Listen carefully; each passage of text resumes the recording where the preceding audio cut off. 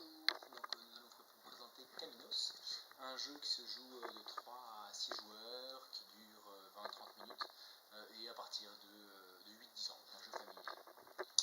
Caminos, ça veut dire les chemins, et donc ce jeu va nous emmener en balade sur les chemins de votre esprit, en gros dans les méandres de vos pensées. Alors comment ça se déroule? Donc, le matériel, chacun a une feuille de score devant lui, sur laquelle il va pouvoir noter justement les chemins qu'il va réaliser. Il a également des petits meeples qui lui serviront, qu'il placera sur les cartes en deuxième phase de jeu, et des petits jetons qui lui serviront pour demander des indices au guide. Alors, on a également des cartes. Les cartes, sur chaque carte il y a 6 symboles, et ces symboles sont 3 à gauche, 3 à droite, et 2 en haut, 2 au milieu, 2 en bas, avec également une boussole au fond de la carte, et les indications nord, sud, est, ouest. Voilà. Donc, je vous disais qu'il y avait un guide. Effectivement, à tour de rôle, chaque joueur va être guide. D'accord ? Le guide va tracer son chemin, donc va faire le chemin qui lui semble le plus logique, et les autres vont essayer de le suivre. Comment ça se passe? Donc, je vais être guide par exemple pour la première manche, et je retourne la première carte. Sur cette première carte, je vais indiquer l'objet, l'image de mon choix, celle qui me plaît, et voilà, pour la retenir, je vais mettre mon petit bonhomme dessus, et moi j'ai choisi la montgolfière, voilà, parce que ça me fait plaisir.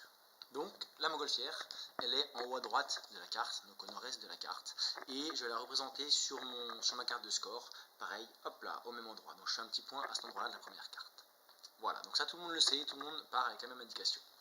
Le chemin va commencer, donc je décide de retourner une deuxième carte. Voilà. Et donc, à moi, en tant que guide, de trouver le chemin qui me paraît le plus logique entre ma montgolfière et un des symboles, une des images de cette deuxième carte. Mais ça c'est secret, donc je le fais sans le dire aux autres, et à chacun d'essayer d'imaginer le chemin qu'il pense le plus logique, et si possible qu'il soit le mien. Moi, la montgolfière, ça peut me faire penser à quoi? Montgolfière, air, vacances. Allez, je vais prendre le petit bonhomme qui se promène en bas, voilà, tout au sud-est de la carte, et je trace le chemin entre mes deux symboles. Voilà, et ça je le fais secrètement. Donc moi je continue, je décide de tourner une troisième carte.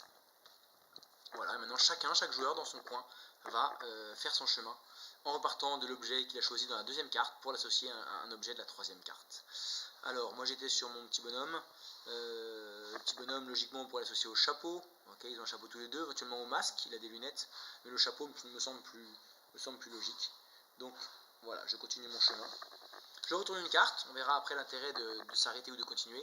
Je retourne une carte, je repars de mon chapeau, à moi de l'associer à un objet de la dernière carte. Alors le chapeau, ça peut me faire penser au van hippie, parce que voilà, c'est cool.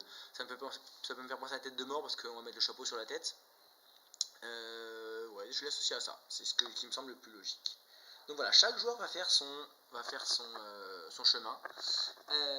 C'est la première phase de jeu. Alors, à chaque étape, un joueur, s'il hésite entre plusieurs symboles, entre plusieurs dessins, il va pouvoir demander au guide un indice. Comment demander un indice? Très simplement, on va lui donner un des petits jetons qui est devant nous. Par exemple, si après la montgolfière, on hésitait entre, je sais pas, le petit personnage ou la carte elle peut également voyager, ou je sais pas, ça peut être aussi la chute d'eau. La carte, ça peut être transporté par avion. Donc on va donner un petit secrètement, par exemple, hop, le petit jeton sud. Je le donne au guide, lui va le regarder et va dire si son élément, oui ou non, correspond au sud. D'accord? Dans mon cas, oui, c'était le sud.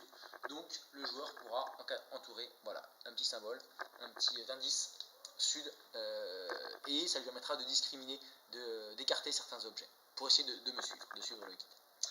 Voilà, une fois que j'ai estimé que mon chemin est terminé, je m'arrête et commence la phase où chaque joueur, à tour de rôle, va expliquer les liens qu'il a fait. Donc le joueur bleu va commencer, et lui, la montgolfière, il a pensé exactement, il a pensé au transport, au courrier, au voyage.